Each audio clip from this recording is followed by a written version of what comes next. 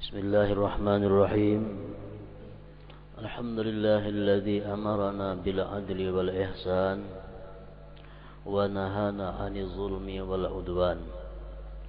Ashhadu an la ilaha illallah wahdahu la syarika lah, al-malikul mannan, wa ashhadu anna sayyidana Muhammadan abduhu wa rasuluhu ilal insi wal jan. Allahumma salli wa sallim wa barik ala sayyidina Muhammadin habibir rahman wa ala alihi wa sahbihi wa atba'ihi wa dhurriyyatihi ila akhiriz zaman, amma ba'd. Yang kita hormati dan kita cintai para habaib, para alim ulama, para muhibbin, hadirin hadirat rahimakumullah. Puji syukur selalu kita sampaikan kehadirat Allah Subhanahu wa ta'ala atas berbagai macam pemberian Allah kepada kita.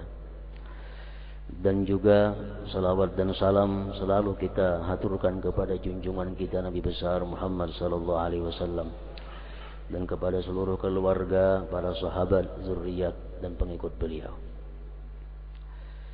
Para muhibbin rahimakumullah, kita masuk kepada surat yang ke-27 dari surah-surah Al-Quran. As-sabi' wal ishrun min surahil Quran, suratun namli, makiyatun, wa ayatuha salasun wa tis'un.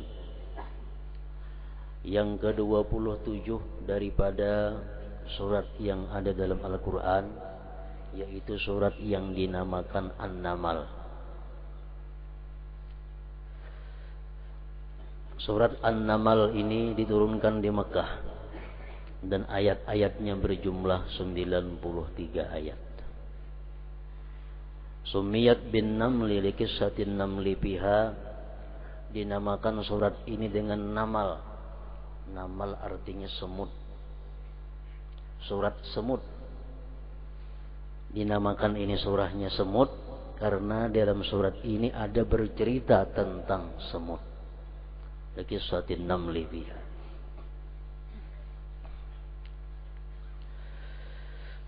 Firman Allah Subhanahu wa ta'ala dalam surat An-Namal ayat 17 sampai seterusnya. Wa husyira li Sulaimana junuduhu minal jinni wal insi wat tayri fahum yuzahun. Hatta idza ataw ala wadin namli qalat namlatun ya ayyuhan namal udkhulu masakinakum la yahtimannakum Sulaimanu wa junuduhu wa hum la yash'urun. Fatabassama dhahikan min qawliha ila akhir ayat.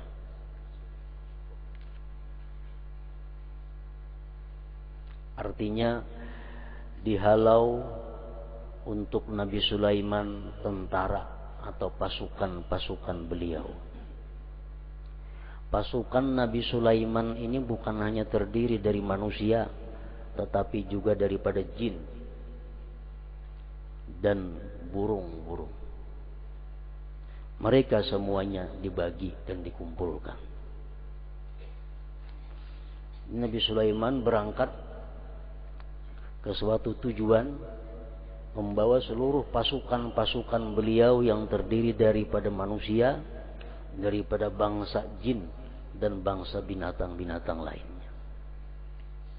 Jalan pasukan ini sehingga manakala sampai di suatu lembah semut, maka berkatalah semut bagi kawan-kawannya. Ujar semut, wahai kawan-kawan, kalian masuk ke tempat masing-masing agar tidak memecahkan akan kalian oleh Sulaiman dan pasukannya, sedangkan mereka tidak mengetahui. Ini kan semut banyak. Jadi Nabi Sulaiman ini hendak lewat di situ, lalu tokohnya semut ini menghimbau kepada anak buah semut supaya masuk ke tempat masing-masing, supaya jangan tak injak-injak Nabi Sulaiman dan pasukannya.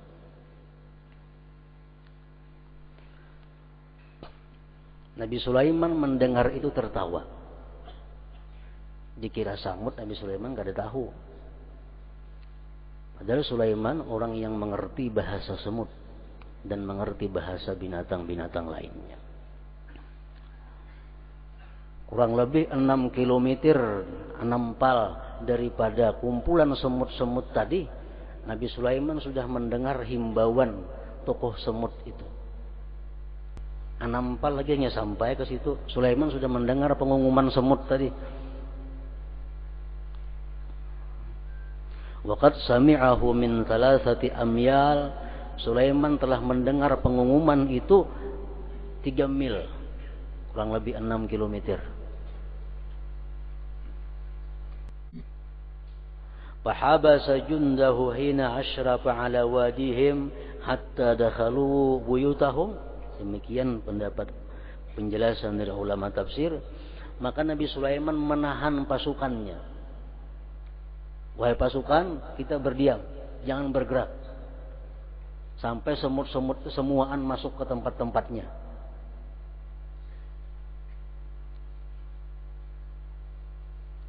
Sulaiman menahan pasukannya sehingga seluruh semut tadi masuk ke tempat masing-masing. Baru Nabi Sulaiman dan pasukan melewati tempat itu dan selamat semuaan semut-semut tadi.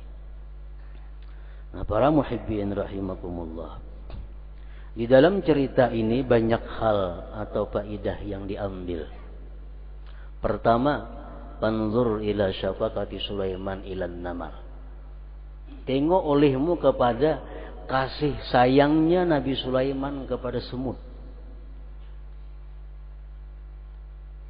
Nabi Sulaiman seorang nabi, seorang raja yang begitu pengasih, penyayang kepada seluruh rakyatnya, kepada seluruh bangsanya, baik bangsa manusia, baik bangsa apapun, sampai-sampai semut pun disayangi, dipelihara oleh Nabi Sulaiman. Jangan sampai ada yang terinjak-injak oleh pasukan. Itu contoh daripada Allah. Begitulah mestinya seorang pemimpin, seorang raja, seorang pejabat mesti sayang kepada rakyatnya. Walaupun rakyat itu rakyat yang kecil, yang tidak kelihatan seperti semut-semut tadi. Para muhibbin rahimakumullah, Umar bin Khattab pernah berkata waktu beliau menjadi khalifah, waktu Umar bin Khattab menjadi raja, presiden, khalifah, ujar Sayyidina Umar, "Law mata sakhlatun ala syati'il furat la khasyitu an us'ala anha." Andai kata mati seekor anak kambing di tepi sungai Furat. Sayyidina Umar di Madinah begana. Furat itu anaknya di negeri Irak, sungai Furat. Andai kata, jar Sayyidina Umar, di tepi sungai Furat itu mati seekor anak kambing, aku takut dimintai pertanggungjawaban oleh Allah Subhanahu wa taala. Kenapa anak kambing itu mati? Apakah dia kelaparan atau sebagainya? Umar seorang pemimpin yang dikenal dengan keadilannya, dikenal dengan kasih sayangnya kepada seluruh yang ada dalam kerajaan kekuasaan. Apalagi manusia mati kelaparan. Kambing pun kalau mati kelaparan, ujar Sayyidina Umar, aku takut tanggung jawabnya di hadapan Allah Subhanahu wa taala. Ini contoh-contoh Sulaiman, Sayyidina Umar, contoh pemimpin-pemimpin yang diridhai oleh Allah Subhanahu wa taala. Pemimpin yang dijadikan contoh oleh para tokoh pemimpin-pemimpin yang berikutnya. Para muhibbin rahimakumullah, inilah yang dimaksud dengan sabda Rasulullah sallallahu alaihi wasallam, ahabbun nas ila Allah yaumal qiyamah wa adnahum minhu majlisan imamun adil. Paling dicintai Allah, manusia-manusia yang paling dicintai Allah pada hari kiamat, dan yang paling dekat kepada Allah pada hari kiamat adalah imamun adilun rafiq, seorang pemimpin yang adil dan penuh kasih sayang kepada rakyatnya. Ini paling dicintai Allah. Macam Sayyidina Umar tadi, macam Nabi Sulaiman tadi, semut pun dipelihara. Rasulullah bersabda lagi, afdalun nas indallah manzilatan imamun adilun rafiq. Paling afdal manusia di sisi Allah kedudukannya, derajatnya, seorang pemimpin yang adil, yang penyayang kepada rakyatnya. Apa yang dimaksud dengan pemimpin yang adil, yang penyayang kepada rakyatnya? Bagaimana pemimpin yang diridhai oleh Allah Subhanahu wa ta'ala? Para ulama menyimpulkan dari berbagai macam hadis, ada 6 yang perlu dilakukan oleh para pemimpin, oleh para pejabat-pejabat pemerintah. Dan ini perlu diketahui oleh para orang-orang yang hendak bakal menjadi calon pejabat pemerintah, supaya jangan salah. Apabila pejabat pemerintah itu dapat melaksanakan hal-hal yang 6 ini, maka ini pejabat pemerintah orang yang paling tinggi martabat di sisi Allah Subhanahu wa ta'ala.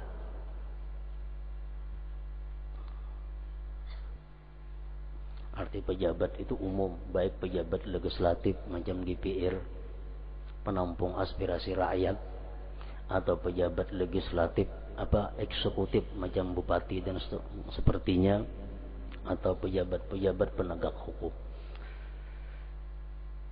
Bila mereka itu dapat melaksanakan 6 hal ini, sangat mulia dan agung di sisi Allah Subhanahu wa ta'ala.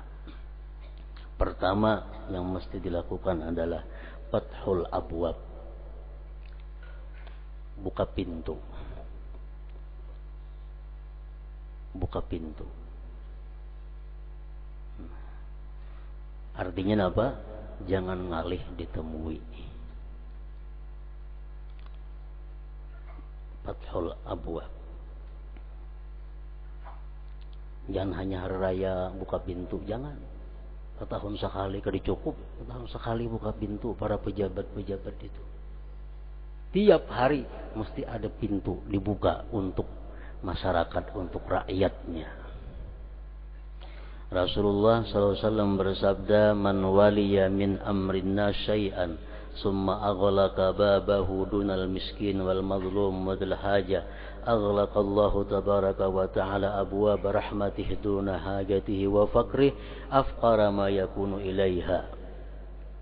Siapa-siapa yang menjabat sesuatu jabatan, lalu dia menutup pintunya daripada orang miskin, yang bahasa bida udah boleh masuk, harus nang bermobil, nang berbicara udah boleh masuk. Dia tutup pintunya terhadap orang-orang yang terzalimi. Dia tutup pintunya untuk orang-orang yang teraniaya. Dia tutup pintunya orang-orang yang punya keperluan. Kalau demikian halnya, Allah tutup nanti pintu rahmatnya di akhirat. Padahal dia saat itu sangat berhajat kepada rahmat Allah Subhanahu wa ta'ala. Nah, jadi pertama itu fathul abwab, buka pintu. Jangan ngalih ditemui lurah, camat, pembakal semuaan sampai ke atasnya. Kenapa? Karena mereka hidup menikmati punya rakyat. Mereka hidup menikmati kepunyaan rakyat. Jangan menutup pintu dengan rakyat. Fathul abwab. Yang kedua, sahlul hijab,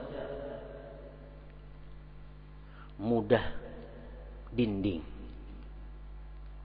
Artinya apa? Kada terlalu banyak protokoler untuk menjumpai itu. Ini anak berjumpa 4-5 rangkap tuh dilalui macam-macam meja, hanya sampai pada sejen itu. Sahlul hijab, mudah dindingnya.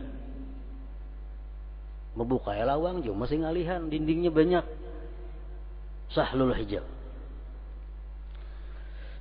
Rasulullah SAW bersabda, wa man waliya minhum syai'an fashaqqa alaihim fa alaihi bahlatullah.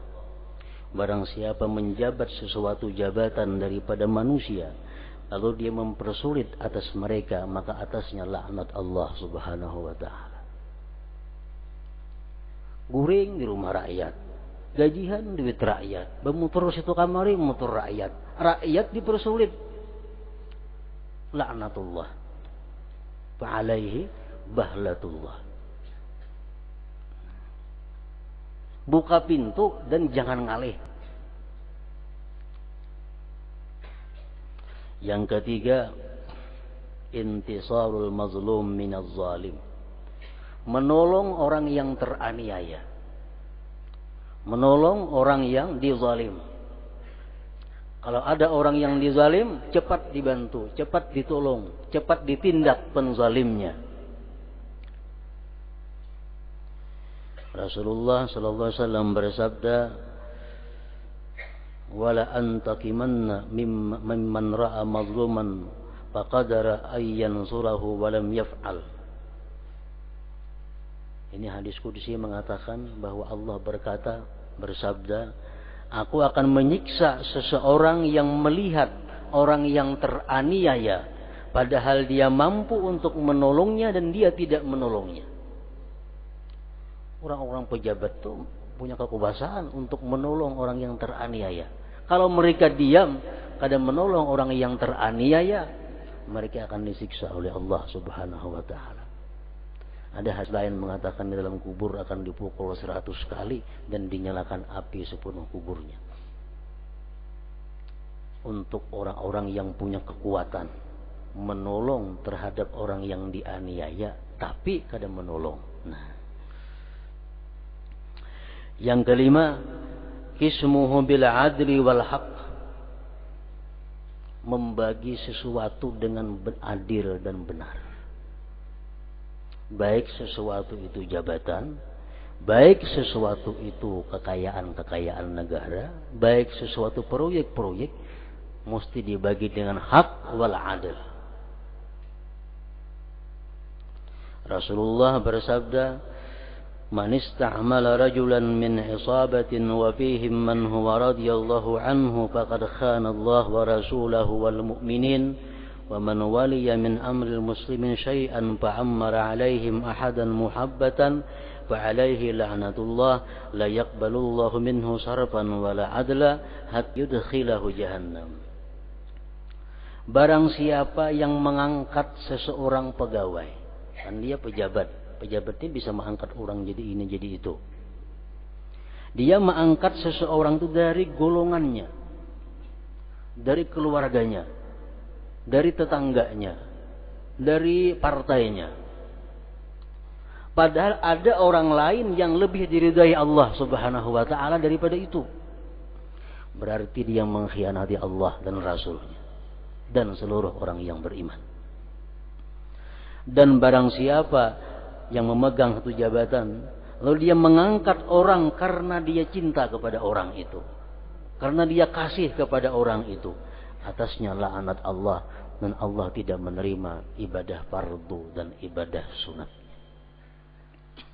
Jadi seorang pejabat ini kalau mengangkat seseorang untuk menduduki jabatan, mesti yang dipilih benar-benar orang yang ahli di bidangnya dan diridhai oleh Allah Subhanahu wa ta'ala, artinya dikenal kejujuran dan keikhlasannya. Lurah misal, nama angkat staf itu ini, jangan mantang-mantang kula, jangan duduk di sekretaris, jangan duduk, jangan. Kalau memang ada yang lebih ahli daripada itu, ada yang lebih diridhai Allah, itu yang lebih utama. Kalau menunjukkan kekeluargaan, kelompok, Allah akan mengutuk orang tersebut. Ini Rasulullah jauh-jauh hari sudah mengingatkan kepada umatnya agar jangan sampai menyimpang daripada jalan Allah Subhanahu wa ta'ala.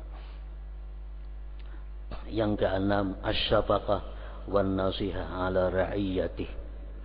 Kasih sayang, bermaksud baik dengan rakyatnya, atas rakyatnya. Rasulullah bersabda, ma min amirin yali umural muslimin summa la yajhadu lahum wa la yansahu lahum kanusihi wa juhdihi li nafsihi illa lam yadkhul ma'ahumul jannah. pejabat-pejabat orang muslimin yang tidak sungguh-sungguh, yang tidak bermaksud baik untuk rakyatnya seperti dirinya sendiri, tidak akan bisa masuk surga bersama orang-orang muslimin. Nah, jadi 6 hal ini yang mesti dilakukan oleh seseorang yang menduduki satu jabatan agar mereka itu termasuk seorang pejabat yang diridhai oleh Allah Subhanahu wa taala.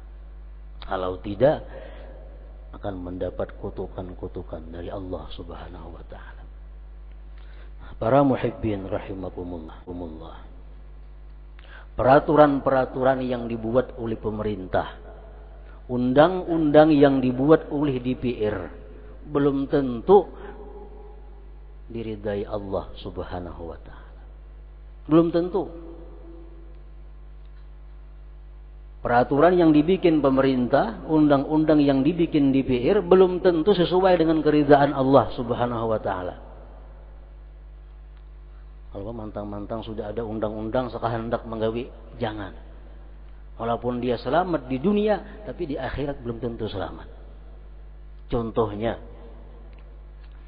seorang camat umpamanya atau bupati dianggarkan oleh DPR membangun sebuah rumah 2 miliar. Nah, itu sah yang selamat karena diundangkan oleh DPR. Tapi di sisi Allah apakah itu benar? Kalau masih ada rakyat nangguring di bawah jambatan, masih ada rakyat nang kada kauba-ubat karena kada berduit, wallahu a'lam.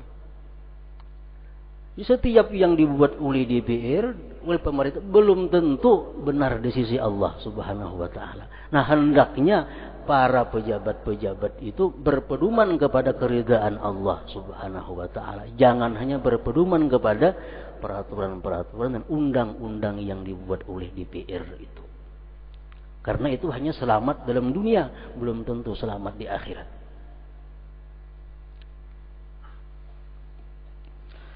Para muhibbin rahimakumullah. Lalu kalau orang yang selama menjabat satu jabatan, dia berbuat hal-hal yang tidak diridai oleh Allah Subhanahu wa taala. Misal selama dia menjabat dia KKN. Selama dia menjabat dia kejam dengan rakyatnya. Sekarang sudah kada menjabat lagi, ingin tobat kepada Allah Subhanahu wa taala. Bagaimana tobatnya? Agar dia selamat di akhirat. Rasulullah sallallahu alaihi wasallam mencontohkan dalam satu hadis waktu beliau menjelang akhir hayatnya. Rasulullah menjelang akhir hayat berpidato di masjid, tengah-tengah kaum muslimin yang sangat banyak. Apa isi pidato beliau? Ya ayyuhan nas, innama ana basharun mithlukum wa la'allahu ayyakuna qad qaruba minni khufuf min baini adhhurikum. Faman kuntu asabtu minhu irdahu aw sya'arahu aw basharahu aw min malihi syai'a hadza irdu Muhammad wa sya'aruhu wa basharu wa maluhu falyakum falyaqtassa ila akhir. Wahai manusia, kata Rasulullah, hanyasanya aku adalah seorang manusia seperti kalian. Artinya bisa mati. Barang siapa yang selama aku hidup pernah aku aniaya pribadinya, aku pernah menganiaya tubuhnya, aku pernah menganiaya hartanya, maka sekarang inilah Muhammad pribadinya, inilah jasad Muhammad, inilah harta Muhammad, silahkan ambil. Silahkan ambil. Artinya siapa yang pernah ku tampar, tampar aku, bahasa kitanya. Siapa yang pernah ku gibah, balas gibahnya. Siapa yang pernah ku sakiti, balas. Nah, itu Rasulullah waktu beliau hendak wafat. Ini mestinya ditiru oleh para pejabat-pejabat seperti itu. Supaya mati selamat. Jadi Nabi, siapa yang pernah ku pukul, pukul aku sekarang. Siapa yang pernah hartanya ku ambil, ambil hartaku. Sambungan hadis itu mengatakan, dan kalian jangan takut akan kumusuhi, kata Rasulullah. Karena permusuhan itu bukan akhlak dan pribadiku. Nah, ini cara tobat orang-orang yang pernah menjabat satu jabatan, yang mungkin pernah menganiaya kepada rakyatnya. Kalau kata demikian, dia akan mati membawa sejuta masalah berhadapan nanti di hadapan pengadilan yang maha agung Allah Subhanahu wa ta'ala. Sangat berat kedudukannya. Nah, para muhibbin rahimakumullah. Jadi berpikir dua kali anak jadi pejabat itu. Mempacang kau bagus, paling tinggi manusia kedudukan di sisi Allah. Tapi kalau pacang kada bagus, ada usah.